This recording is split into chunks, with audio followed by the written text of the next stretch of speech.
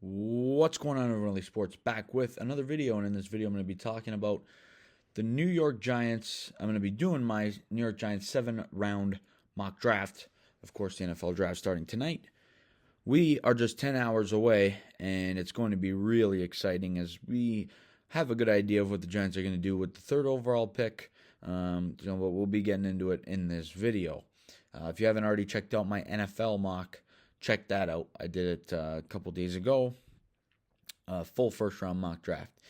But now, the Giants 7-round mock draft, starting off with the third pick, which I think we all know at this point is going to be Abdul Carter. And in my opinion, it's either him or Travis Hunter. You can flip a coin. Who's the best player in this year's draft class? Both tremendous players. Carter, though, from Penn State, the edge rusher, would be so good on this defense. Him with Brian Burns, Kayvon Thibodeaux, Chauncey Golston, and of course in the middle, Dexter Lawrence.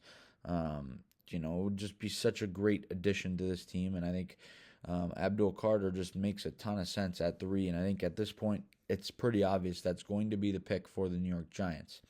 Then, at number 34, now let me say this, I don't think the Giants are going to be making the pick at 34 if it's a quarterback. I think they would trade up a few picks, maybe get to like 24, be able to guarantee you get that guy and get the fifth-year option on the quarterback. And I think they're going to get one. I don't think it's going to be at 34. Like I said, I think they're going to trade up. I'm not going to mock a trade, but I'm going to say they're going to trade up. They're going to get the Ole Miss quarterback, Jackson Dart. We've heard Brian Daboll loves Dart. We heard he loves how he carries himself, his traits, how he could be similar to Josh Allen, and he sees real high upside with him there. And I like Jackson Dart. I think he's a strong player.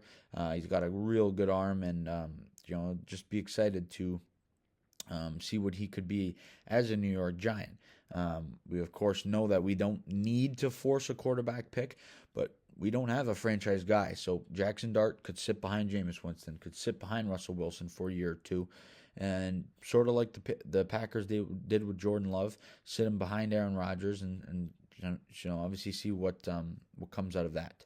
But I would love Jackson Dart.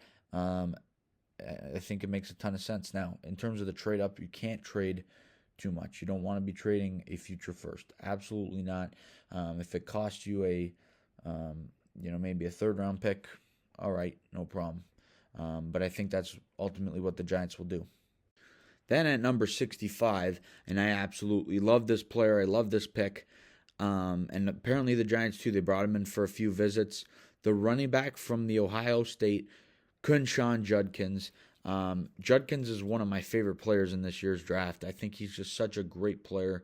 Him and Henderson at Ohio State were just tremendous. And I think the Giants pairing Judkins and Tracy up together would be a tremendous backfield that fans could get really excited about for years to come. So seems like the Giants like him, and at 65, I think it would be a steal. I'm not even sure he makes it there though. And then at 99, I think they go with the interior offensive lineman, the guard from Georgia, Jared Wilson. We know how bad our O-line is. We need help on the O-line. Wilson's a big guy, that could help us out at the guard spot. Potentially step in right away, or potentially, just be backing up and learning for a couple of years before, hopefully, if the pick pans out, he moves into the starting lineup. But I think that they're going to go at some point in this draft class an interior offensive lineman. I think it would make sense right around this third round range. This comp pick, I think it makes sense to get one there, and we'll see what they ultimately want to do. But at 99, Jared Wilson would be a good pick. And then at 105, the Florida State defensive lineman Joshua Farmer. We know how good this D-line class is.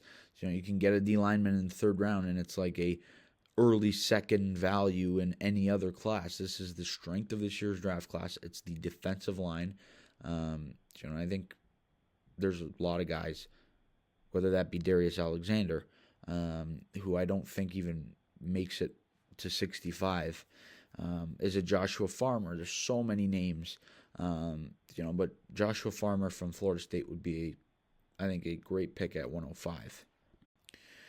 Then at 154, I love this pick as well. The Alabama safety Malachi Moore. I think the Giants, they signed Javon Holland. They have Tyler Nubin. The secondary has been, they really improved, and it's going to be a lot better. But they need to continue to bring in youth on it. Bring high upside guys, versatile guys. And I think that's what Malachi Moore is. You keep looking to add in the secondary. You get younger, you get some depth. I think it makes a lot of sense.